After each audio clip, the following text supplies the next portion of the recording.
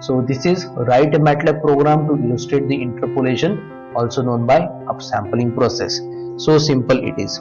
So for the implementation process, we require to switch to the MATLAB environment. So now for this illustration, we shall make it user friendly. Here we will try to get the inputs from the user that is executing this particular program, and those inputs we can obtain from the command prompt here. So let us have the definition of the variable capital N that will be holding the length of the input signal that we are supposed to interpolate in this illustration here. Now, getting the values user friendly here, we need to make the use of input MATLAB syntax. So within the parenthesis and a pair of single quotes inside, we shall print a message onto the command window here, and the user will respond to that particular message. So here we are displaying the message as enter the length of input signal space equal to sign again space, and after coming out of the bracket here I am putting the semicolon here to end this MATLAB syntax here. So along with the length of the input signal to be handled by this illustration of interpolation process, we also require the value of the upsampling or the interpolation factor in integer form, so that the signal that has been generated will be interpolated here. So let us have the interpolation factor. Either it can be the variable capital L or capital I here. So I am just using the notation capital L here. So this value also we are obtaining from the command prompt from the user. So that is why again there it is the use of input MATLAB syntax. So here we are supposed to print the message as, this is basically the instruction to accept the input from the user, enter the upsampling, either you call upsampling or interpolation factor.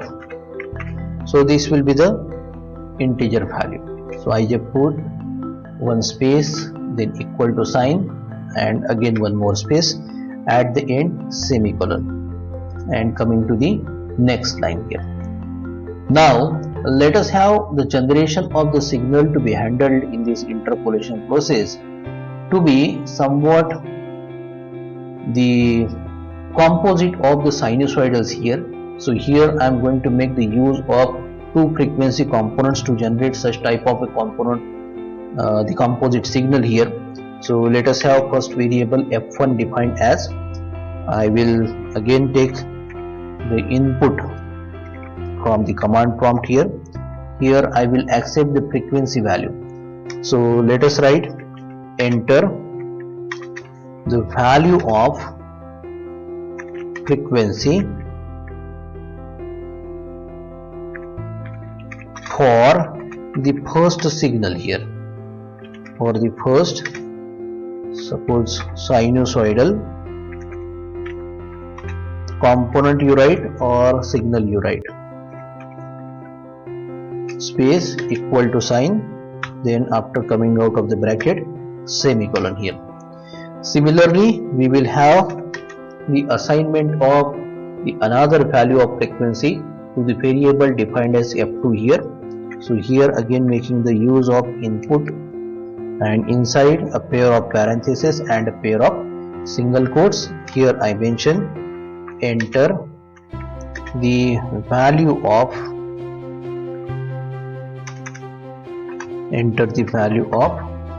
frequency for the second sinusoidal component.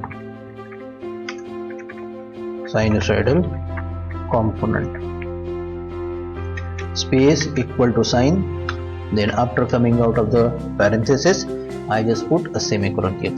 So these four values we need to be taken from the user that is executing this particular program here.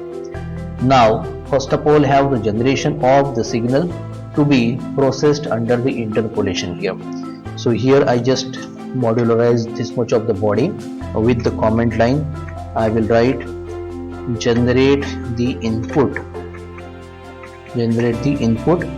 discrete time signal or sequence. So when you write discrete time, so it is of course a sequence here, and signal is here of course the information. So now for discrete time representation, let us define the small n to be the discrete time variable, and that will be starting at the value 0, and it will be extending up to the length of the signal that we are accepting as the input from the user from the command prompt here. So capital N is the variable to hold the total length of the input signal here. So as we start at 0, it should end at capital N minus 1. So 0 to capital N minus 1 is the range for the discrete time variable small n here. Now by the next line, here we are generating the signal to be interpolated here, and as we have accepted the two frequency values here, f1 and f2 here, so let us define this component with the help of the two sinusoids having a different frequency range here. So let us make the use of sine syntax into the MATLAB for generating the sinusoid here. So inside the parenthesis I am just mentioning 2 multiplied to the constant phi multiplied to the frequency value f1 that we have obtained. This is further multiplied to the discrete time variable n here. So pi is just the constant phi having the value 3.14 or 22/7 that you have learned. So this is the first term.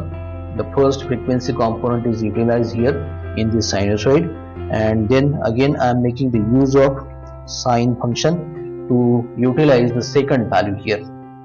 So inside the parenthesis again I am making 2 multiplied by the constant pi multiplied by the frequency component f2 multiplied by small n here. So this is what the generation of the input discrete time signal here. So once the input discrete time signal is generated, now it is ready for carrying out the interpolation process. So now for performing the interpolation and obtaining the output signal is simple in the MATLAB. There it is the inbuilt function. Here I am making the use. Here you have to write interp, INTARP is the spelling here, and inside the parenthesis you need to provide the input arguments as x, that is the signal to be interpolated, and along with we have to provide the information of capital L, that is by how much integer factor you need the interpolation of the signal x, and that it is holded by the capital L, the variable, the value we are obtaining from the command prompt defined by the user here. So in this way we have generated the input discrete time signal and also performed interpolation onto the input signal here. So next to that, after the interpolation is done, here I just mention a comment line. So generation of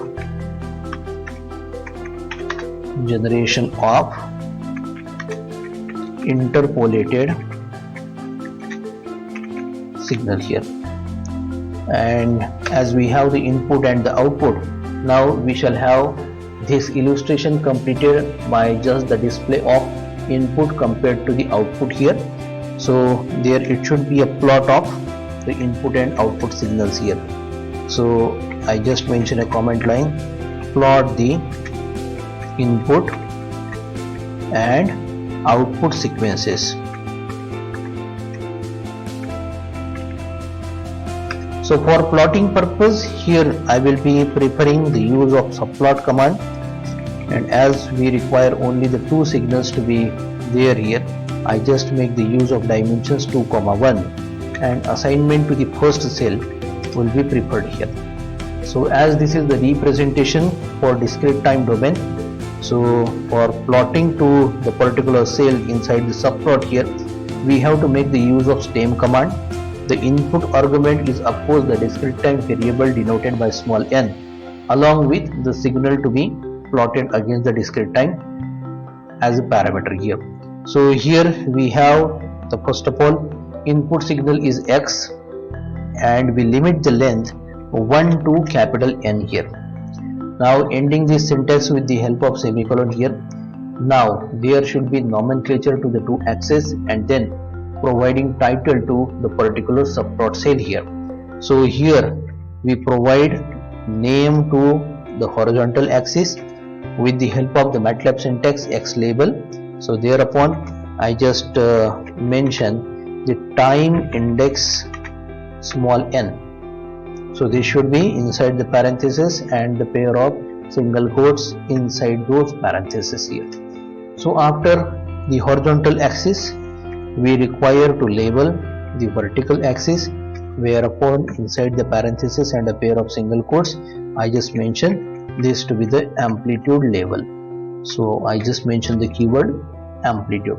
Then providing title to this particular plot, here we write input discrete time sequence. Input discrete time sequence here.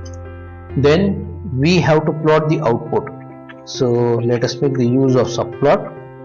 The dimensions as we have selected 2, 1. This is assignment to the second cell here. So that is by 2, 1, 2 here. Now for the display purpose of the output here, of course because of the interpolation, the length of the sequence has got changed here. So it has been increased for the output here. So let us define the variable small m that will start at 0 and that will extend up to the capital N, that is the length of the original signal to be interpolated, multiplied by capital L minus 1. So as we are starting at 0, we are ending at n into L minus 1 here.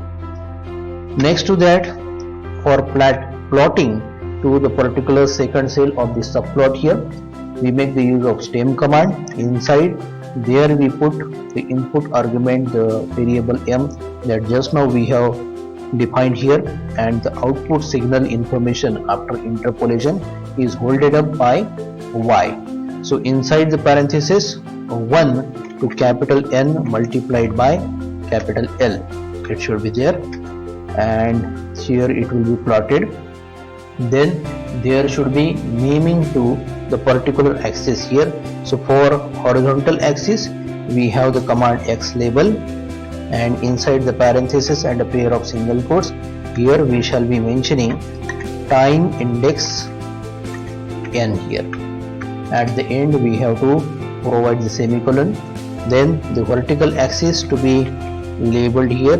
So y label, here we make the amplitude as the keyword to be printed at the vertical axis here, and finally we provide the title to this specific subplot here. So the title is output sequence, output or the interpolated sequence. So at the end we have the semicolon here. So still I have not saved this particular script, I have to save it to the current directory. So as this is the second chapter, I will be mentioning it to be program 2 underscore, as this is the fifth topic, I will write 2 underscore 5. .m will be the file extension. So I just save it. You see here in the current directory the file has been generated, and even the editor window has this label changed from untitled to the titled one, program 2 underscore 5.m. So I have saved the MATLAB script here, and let us run this particular program. So as I hit the run button, you see on the command window we have a message printed, enter the length of the input signal, and you see the status here, it is waiting for input here. So now let us for example provide the length of the input signal to be equal to the value 60. I hit enter. It is asking me to have one more information. It is asking to enter the upsampling or interpolation factor. So let us say, for example, I put the interpolation factor to be equal to value 2. So the value 60 will be assigned to the variable capital L. Here we have defined capital N here for the length, whereas the upsampling or the interpolation factor will be assigned to the variable L here.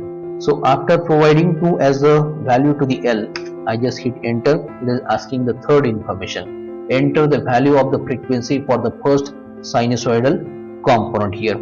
So let us say, for example, this is 0.05. Hitting enter. So this is the value of F1, and next to that it is asking us to enter the value of the frequency for the second sinusoidal component. So it is asking the value for F2 here. So for F2, let us have the value 0.025. Hitting enter. So you see, first of all, the busy status.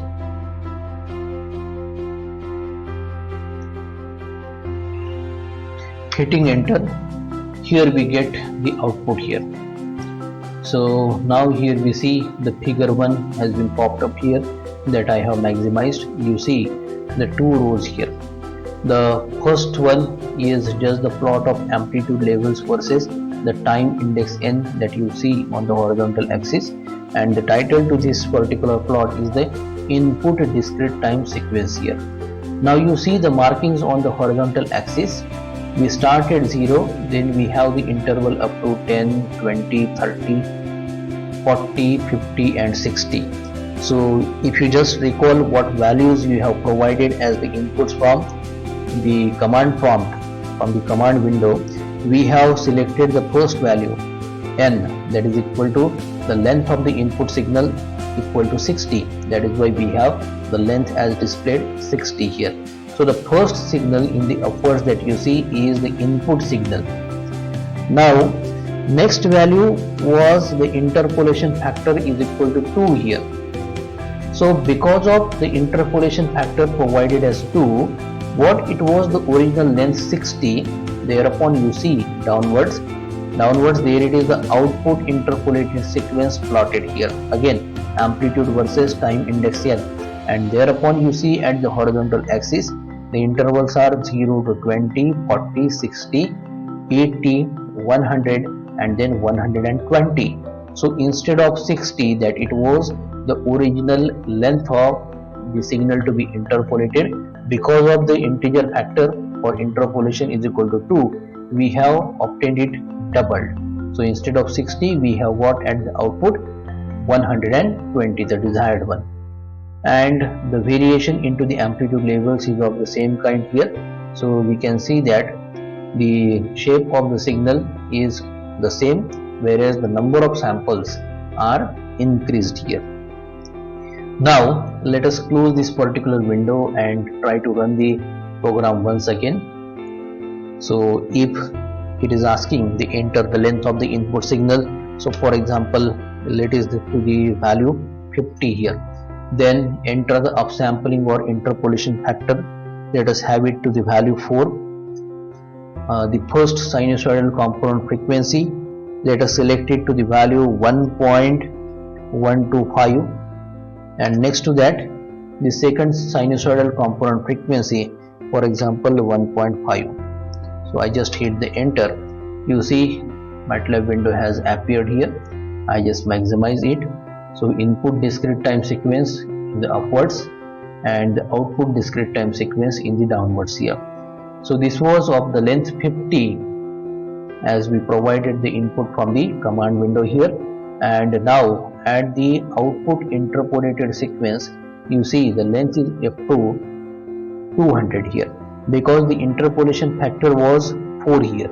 So 50 into 4, we have total 200 samples, that is having the representation of the output interpolated sequence here. Next to that, the frequency components we had provided, and the combination of the two is like this here. So this way we have successfully demonstrated you the illustration of the interpolation process